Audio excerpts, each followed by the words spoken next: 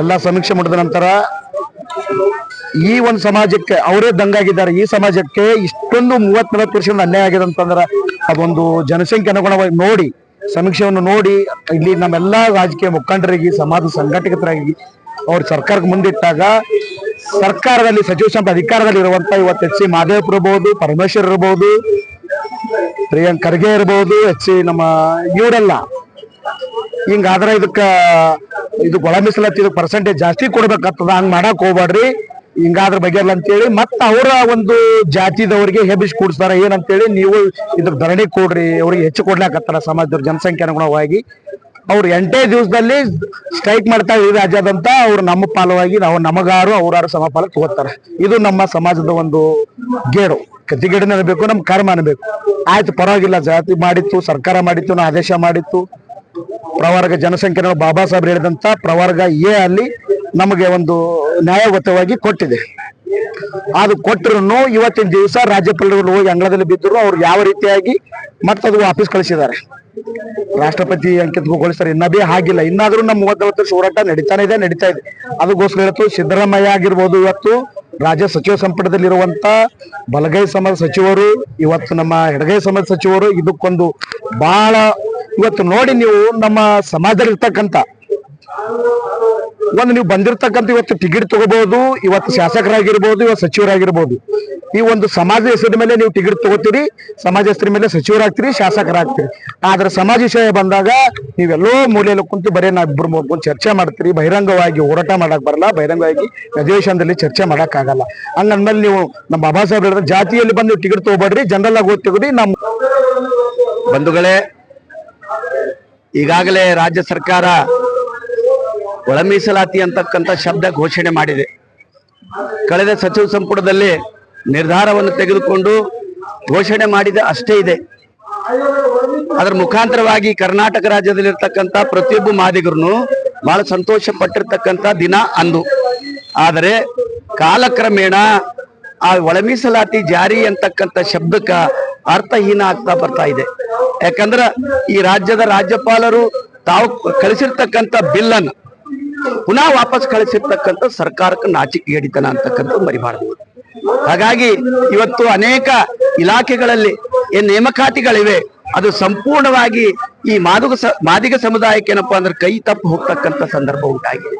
ಹಾಗಾಗಿ ಈ ರಾಜ್ಯದಲ್ಲಿರ್ತಕ್ಕಂಥ ಮಾದಿಗರು ಏನು ಹೋರಾಟ ಮಾಡಿದ 30 ವರ್ಷ ನಾವು ಯಾವತ್ತು ಸುಮ್ಮನೆ ಕೊಡ್ತಕ್ಕಂಥ ಜನ ಅಲ್ಲ. ಅದಕ್ಕೆ ದಯವಿಟ್ಟು ಈ ರಾಜ್ಯದ ಮುಖ್ಯಮಂತ್ರಿಗಳೇ, ಈ ರಾಜ್ಯದ ಸಮಾಜ ಕಲ್ಯಾಣ ಸಚಿವರೇ, ಈ ರಾಜ್ಯದ ಗೃಹ ಸಚಿವರೇ ನಾವು ಅರ್ಥ ಮಾಡ್ಕೊಳ್ಬೇಕು. ಇವತ್ತು ನಮ್ಮ ಪರಿಸ್ಥಿತಿ ಏನಿದೆ, ಇವತ್ತು ಸರ್ಕಾರ ಏನಪ್ಪಾ ಅಂದ್ರೆ ಏಕಾಏಕಿ ನೇಮಕಾತಿ ಆದೇಶಗಳು ಹೊರಡಿಸ್ತಾ ಇವೆ, ಅಲ್ಲಿ ಮೀಸಲಾತಿ ಬಿಂದು ಅಂತಕ್ಕಂಥದ್ದು ಅಳವಡಿಸ್ತಾ ಇಲ್ಲ. ಹೀಗಾಗಿ ನಮ್ಮ ಬೇಡಿಕೆ ಇದೆ, ಈ ರಾಜ್ಯದ ಮುಖ್ಯಮಂತ್ರಿಗಳೇ, ಈ ರಾಜ್ಯದ ಸಮಾಜ ಕಲ್ಯಾಣ ಸಚಿವರೇ, ದಯವಿಟ್ಟು ಈಗಾಗಲೇ ಸರ್ಕಾರ ಘೋಷಣೆ ಮಾಡಿರ್ತಕ್ಕಂಥ ಒಳ ಮೀಸಲಾತಿ ಏನ್ 6% ಕೊಡ್ತೀನಿ ಅಂತ ಹೇಳಿದ್ರಿ, ಆ 6% ಮುಖಾಂತರವಾಗಿ ಏ ಬಿಂದು ಅಂತಕ್ಕಂಥದನ್ನ ಕೊಟ್ರಲ್ಲ, ಅದರ ಸಂಪೂರ್ಣವಾಗಿ ಜಾರಿ ಮಾಡ್ರಿ. ಕಲಬುರಗಿ ಜಿಲ್ಲೆಯಲ್ಲಿ ಸಮಸ್ತ ಮಾದಿಗ ಒಕ್ಕೂಟದಿಂದ ಮೊನ್ನೆ ಕಲಬುರಗಿ ಉಸ್ತುವಾರಿ ಸಚಿವರಾದಂತ ಪ್ರಿಯಾಂಕ ಖರ್ಗೆಜಿ ಅವರ ಕಚೇರಿಗೆ ಇವತ್ತು ಒಂದು ಮನವಿ ಕೊಡೋಗೋಸ್ಕರ ಒಂದು ಪ್ರತಿಭಟನೆ ಮಾಡಲಾಯಿತು. ಉದ್ದೇಶ ಏನಪ್ಪಾ ಅಂತಂದ್ರ ಸಂಪೂರ್ಣ ಒಳ ಮೀಸಲಾತಿ, ಈ ಕರ್ನಾಟಕ ರಾಜ್ಯದಲ್ಲಿ ಏನು ಒಳ ಮೀಸಲಾತಿಯನ್ನು ಮಾಡಿತ್ತು ಅದರಿಂದ ಸಂಪೂರ್ಣವಾಗಿ ಜಾರಿಯಾಗಿಲ್ಲ. ಈ ಸಂಪೂರ್ಣ ಜಾರಿ ಆಗಲ್ಲ, ಬಟ್ಟಿ ಒಳ ಮೀಸಲಾತಿ ಮಾಡಿವಿ ಅಂತ ಹೇಳಿದಂಗ ಆಗ್ತದೆ ಅಷ್ಟೇ, ಮಾಡಿದಂಗ ಆಗಿಲ್ಲದು. ಸಂಪೂರ್ಣ ಮಾಡಂತ ಈ ಒಂದು ಪ್ರತಿಭಟನೆ ರಾಜ್ಯಾದ್ಯಂತ ಮಾಡ್ಲಾಕತ್ತೀವಿ ಎಲ್ಲ ಕಡೆಯಿಂದ.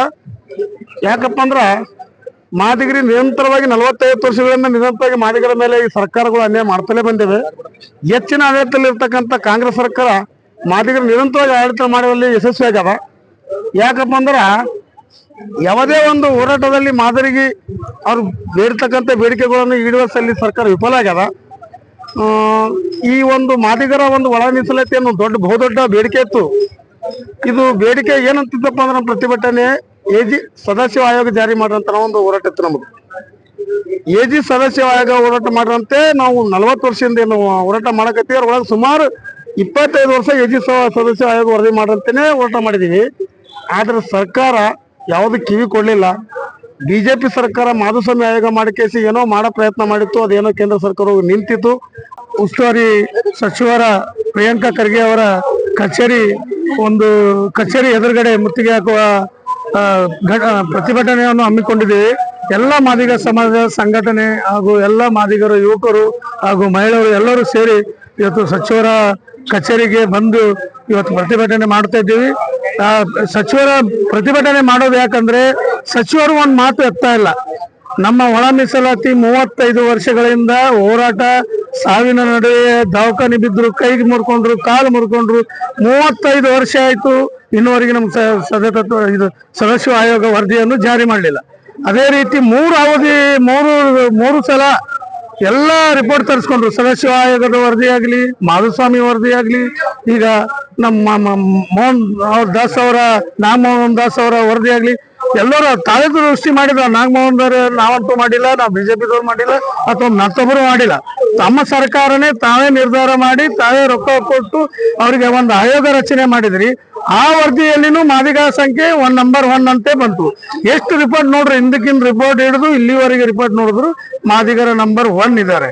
1 ನಂಬರ್ ಇದ್ದವರಿಗೆ ಏನ್ ಕೊಡ್ಬೇಕು ಸ್ಥಾನ? ಅವರಿಗೆ ಒಂದು ಪ್ರತೀಕ ಸ್ಥಾನವನ್ನು ಕೊಡ್ಬೇಕು. ಅವ್ರಿಗೆ ಪರ್ಸೆಂಟೇಜ್ ಅವ್ರ ಸಂಖ್ಯೆ ಆಧಾರ ಮೇಲೆ, ಅವ್ರ ಸಂಖ್ಯೆ ಆಧಾರ ಮೇಲೆ ಅವರಿಗೆ ಅನುಕೂಲವಾಗಿ ಅವ್ರಿಗೆ ಏನ್ ಮೀಸಲಾತಿ ಕೊಡ್ಬೇಕಂತ ನಾವು ಕೇಳ್ತಾ ಇದ್ದೀವಿ.